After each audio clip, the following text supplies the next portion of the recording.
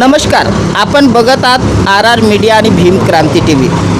नागपूर महानगरपालिकेच्या निवडणुका आहेत आणि सर्व राजकीय पक्ष हे रिंगणामध्ये उभे आहेत। आज आपल्यासमोर बहुजन मुक्ती पार्टीचे अधिकृत उमेदवार श्री जोगेश गणेश नरंजे हे उभे आहेत आणि आज आपण जाणून घेऊया की त्यांचं काय विजन आहे, ते जनतेपर्यंत कोणत्या मुद्द्याने जात आहेत। सर, तुमचा परिचय द्या आणि तुम्ही सांगा की तुम्ही जनतेपर्यंत कोणते मुद्दे घेऊन तुम्ही रिंगणामध्ये उभे आहात। जय भीम।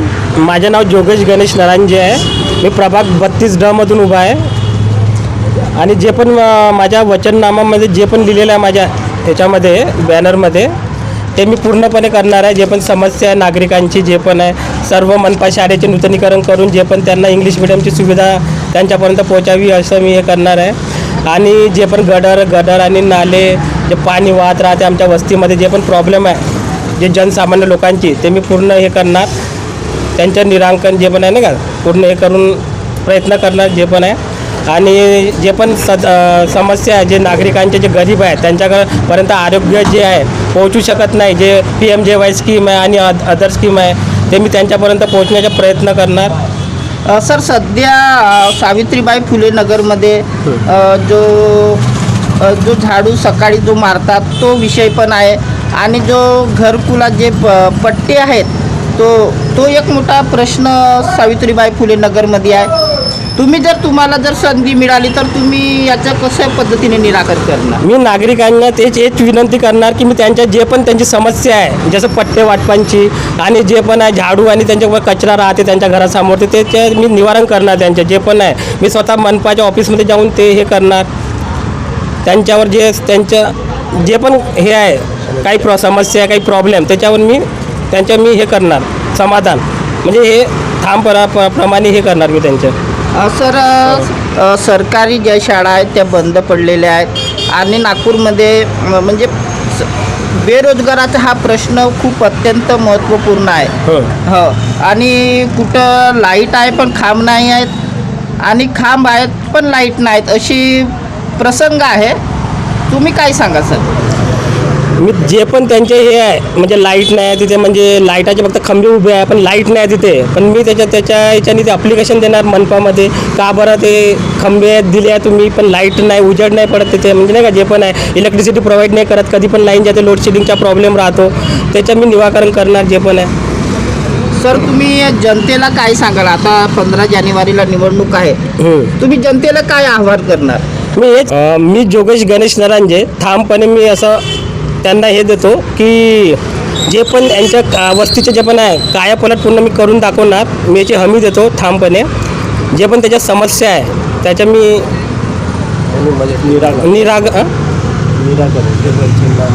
माझ्या जे चिन्ह आहे टेबल हे आहे 7 नंबरची बटन दाबून मला बहुमताने विजयी करा, बस हेच सांगतोय मी नागरिकांना। आणि जे पण त्यांची समस्याचा प्रॉब्लेम जे पण त्यांची समस्या असेल ते मी पूर्णपणे पार पाडेन अशी मी इच्छा व्यक्त करतो। आपल्यासमोर होते जोगेश गणेश नरंजे यांना भारत मुक्ती पार्टीतर्फे तिकीट देण्यात आली।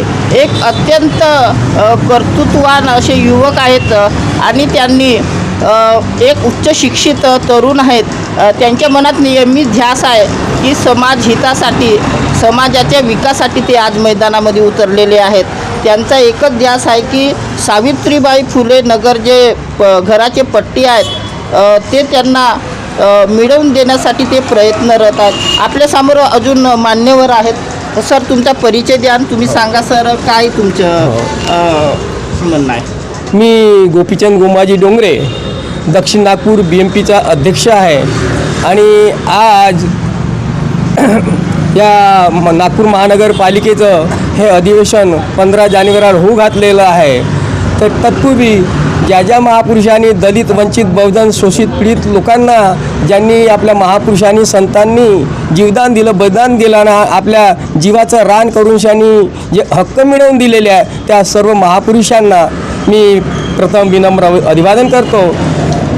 आणि त्याचप्रमाणे आज जी इलेक्शन होऊ घातलेलं आहे 75 वर्ष आपल्या देशाला किंवा 77 वर्ष देश स्वातंत्र्य मिळेल, पण अजूनही आपल्याला नळ्याची व्यवस्था, पाण्याची व्यवस्था, विजेची व्यवस्था जर यासाठी जर भांडावं लागत असेल सरकारसोबत, तर आतापर्यंत या सरकारने जे काय केलं हे आम्हाला हा मुद्दा का बरं उचलाला, याचाच अर्थ असा आहे की ज्या आम्हाला सोयीसुविधा पाहिजे होत्या इथल्या सरकारने प्रस्थापित व्यवस्थेने आम्हाला उपलब्ध करून दिलेल्या नाही आहेत.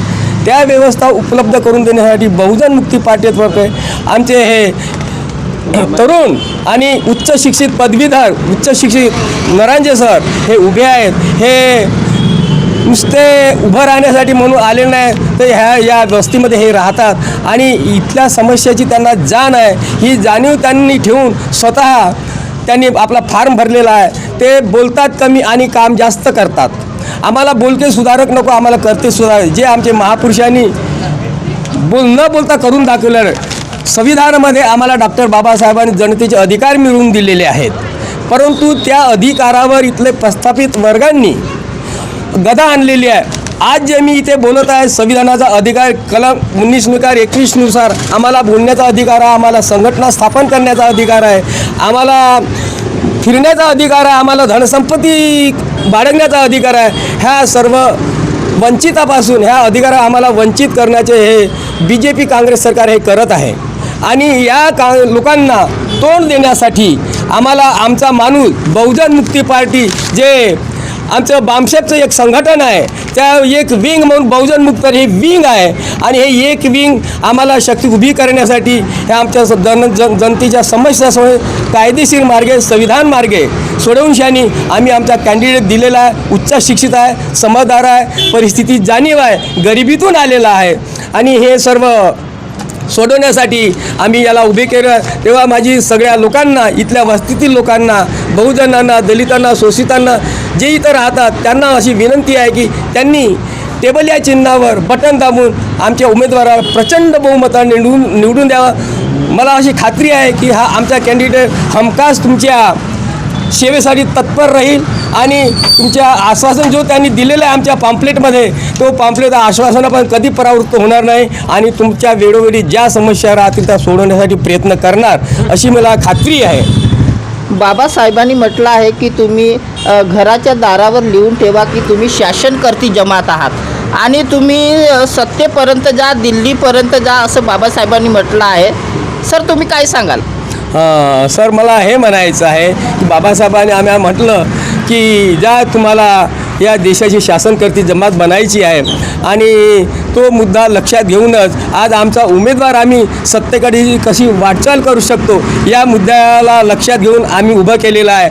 आणि परत मी सांगू शकतो की तुमची जी झोपडी असेल त्या झोपडीला तुम्ही साबू ठेवा. तुम्ही दुसऱ्याच्या पक्षामध्ये जाऊन आपला स्वतःचा अपमान करण्यापेक्षा स्वतःची झोपडी जर मजबूत करा तर तिथं तुम्हाला स्थान राहील. जेव्हा यांचे महाल उद्ध्वस्त होतील ते तुम्हाला झोपडीत परत यावं लागेल आणि ही झोपडी उभी करण्यासाठी आपल्या समाजाची स्वयंस्फूर्तीनं उभी करण्यासाठी आमचा हा कॅन्डिडेट उभा आहे. आणि मला हेच सांगावं असं वाटते की आमची हे राजसत्तेकडे जाण्याची जी आमची तयारी आहे ह्या तयारीला तुम्ही आमच्या ह्या कॅन्डिडेटच्या माध्यमातून सपोर्ट करून तुम्ही आम्हाला संधी द्याल. आम्ही या संधीचा पूर्णपणे आपल्या जनतेच्या फायद्यासाठी उपयोग करून घेऊ याची मला खात्री आहे. आपल्यासमोर अजून मान्यवर आहेत, त्यांची प्रतिक्रिया जाणून घेऊया की प्रभाग क्रमांक 32मध्ये काय समस्या आहेत. सर या प्रभागमध्ये काय समस्या आहेत आणि आज नरांजे भाऊ हे मैदानात उतरलेले आहेत, तुम्ही काय सांगाल? जयमूल निवासी प्रभाग क्रमांक 32D या वार्डामधून, या प्रभागामधून जोगेश गणेश नरंजे हे उमेदवार दिलेले आहे. आम्ही हे होतकरू आहे आणि चांगले कार्यकर्ते आहेत. बरेच वर्षापासून या भागामध्ये राहतात. ते या गल्ली बोडीत प्रत्येक घरापर्यंत त्यांचे लोकांपर्यंत पोहोचलेले आहे. ते त्यांच्या समस्या तिथल्या बघितलेल्या आहे. ते बोलू शकत नाही, बरेच कमी बोलता, पण काम करतात. ते वार्डातला एक चांगला कार्यकर्ता आपल्याला मिळत आहे. आपण त्याचा जर सदुपयोग घेतला तर तुमचं भविष्यात तुमच्या वार्डातल्या ज्या समस्या आहेत ते दूर करू शकतात. गडर कितीक वर्षाच्या आहेत त्या जुन्या अजूनही खराब झालेल्या आहेत, त्याच्याकडे कोणी ते लक्ष देत नाही. आणि कॉर्पोरेशन आज 1.5 वर्ष झाला, म्हणजे 1.5 वर्ष आधी इलेक्शन व्हायला पाहिजे होतं, ते इलेक्शन झालेलं नाही आहे. जे जुने नगरसेवक होते ते याच्याकडे त्यांनी एक आपला स्थायी बनवून ठेवलेला आहे की सरकारी कर्मचारी आधी त्यांच्या घरी जातील आणि त्याच्यानंतर मग त्या वार्डामध्ये जातील. वार्डातील जे समस्या होती हे सरकारची महानगरपालिकेची होती, परंतु ते कर्मचारी पण त्या जे जुने नगरसेवक होते त्यांच्या घरी जायचे आणि या लोकांना ते समस्यासाठी त्यांच्या घरी. आजही ती प्रथा सुरू आहे. आता निवडणूक आलेली आहे, आता तुमच्या समस्या सोडवण्यासाठी जोगेश गणेश नरंजे हे वार्डामध्ये आलेले आहे. प्रभाग 32D मधून टेबल या चिन्हावर ते उभे आहे. तुमच्या जेवढ्याही समस्या आहे हे ते सोडवू शकतात, कारण की ते तिथंच राहतात, तुमच्या जवळ राहतात. बिल्डिंगमध्ये राहणारा माणूस हा तुमच्यापर्यंत येणार नाही, तो तिकडेच बघणार. तुमच्या ज्या समस्या आहे या गरिबीतून आलेल्या आहे. आणि बऱ्याच ठिकाणी असं झालेलं आहे की या वार्डामध्ये या झोपडपट्टीमध्ये कोणीच लीडर फिरून पाहत नाही. फक्त इलेक्शन आलं की मग त्यांना ही गरीब झोपडपट्टी दिसते. त्याआधी कधी दिसत नाही त्यांना, त्यांच्या समस्या दिसत नाही. फक्त इलेक्शनच्या वेळेस त्या झोपडपट्टीकडे लक्ष देतात. म्हणून झोपडपट्टीच्या लोकांनी हे मनामध्ये एक निर्धार ठेवा की यानंतर आपल्याच झोपडपट्टीच्या व्यक्ती आपण निवडून देऊ. बस सर, एकीकडे धनाढ्य उमेदवार उभे आहेत आणि एक सर्वसामान्य एक सावित्रीबाई फुले नगरमधून एक गरीब घराण्यातील एक उच्च शिक्षित युवक उभा आहे. तुम्ही काय सांगाल, कसं बघता याकडे? जोगेश गणेश नरांजे हा शिक्षित आहे, बोगस डिग्रीवाला व्यक्ती नाही आहे. आज जे बोगस डिग्री घेऊन जे दाखवतात लोकांना तशातून नाही आहे. हा शिक्षण घेऊन डिग्री मिळवलेली आहे आणि या डिग्रीमुळे तो आज तुमच्यापर्यंत आलेला आहे. तोही जर गरीब असता, या बोगस डिग्री घेऊन असता तर बिल्डिंग बांधून चोऱ्या करून कसं तरी तो पुढे गेला असता, पण तशातला नाही आहे. तो गरिबीमध्येच राहणारा व्यक्ती आहे आणि तुमच्या ज्या समस्या आहेत त्या सोडवण्यासाठी तो तत्पर आहे. सर, तुम्ही जनतेला काय आव्हान करणार? जनतेला हेच आव्हान आहे की जे झोपडपट्टीत राहणारे लोक आहे, गरिबी लोक आहे, त्यांनी आपल्याच वार्डातील जो चांगला होतकरू नेता आहे, जसा जोगेश गणेश नरांजे आहे, हा होतकरू आहे. तो बोलत नसला तरी काम करण्याची त्याची वृत्ती आहे, तो करू शकते. अशाच लोकांना निवडून द्या, एवढंच नाही. आपल्या समोर अजून मान्यवर आहेत. ताई, तुम्ही परिचय द्या आणि तुम्ही सांगा की जोगेश गणेश नरांजे हे उमेदवार उभे आहेत. तुम्ही काय सांगाल, जनतेला काय सांगणार? माझं नाव विभा नरांजे. जोगेश आता उभे झाले आहे टेबलवर, त्यांना निवडून द्या, टेबलवर होड द्या. सगळे कामं जे आहेत तुमचे सगळे समस्या बरोबर करतील. जनमुक्ती पार्टीचा बहुजन पार्टीचा विजय असो. जोगेश गणेश नरांजे यांना निवडून द्या. वारे टेबल आ गया टेबल, वारे टेबल आ गया टेबल. वारे टेबल असा कसा येत नाही, असा कसा येत नाही.